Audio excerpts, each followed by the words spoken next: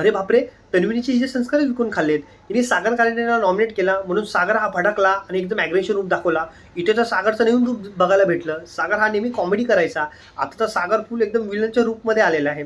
ठीक आहे, पण आता तन्वीला उत्तर असं बोललं, हे तुझ्या बोलण्याला मी घाबरत नाही, ये तू मला शिकू नको. तर मी तन्वीला एवढंच बोलेल, कुठेतरी माणुसकी ठेव, ते तुझ्यापेक्षा कुठेतरी मोठे आहेत, कुठेतरी अरेतोडी करू नको. तो गेम आहे, तो टास्क आहे, तो टास्क आज ना उद्या होईल, पण कुठेतरी माणुसकी थोडीच फार तरी शिल्लक ठेव. ती ही माणुसकी तुझ्यामधली मेलेली दिसते. तुम्ही बघितलं असेल मित्रांनो, तन्वीला ही पहिल्या दिवसापासूनच भांडते. ती करण सोनाशी भांडली, रुचिताशी भांडली, आता सागर करण्याशी भांडते. मला एवढंच बोलायचं आहे की तन्वी, तुझा जन्म का फक्त भांडण्यासाठी झाला आहे का? तिला असं वाटतं आपण बिग बॉसच्या शोमध्ये भांडल्यावरच आपल्यावर भेटणार, आपल्याला फोकस भेटणार, लोक आपल्याकडे बघणार, आपल्याला वोट करणार. तर नाही तन्वी, तू विलन बनत चालली आहेत, लोक तुला विलन या रूपाने बघत चालली, कारण की तू फुकटनं कारणासाठी भांडतेस. तुम्हाला काय वाटतं, आज तुमचा सपोर्ट कोणाला होता, तन्वीला का सागर कारंडेला? ते मला सांगा आणि व्हिडिओला लाईक करा.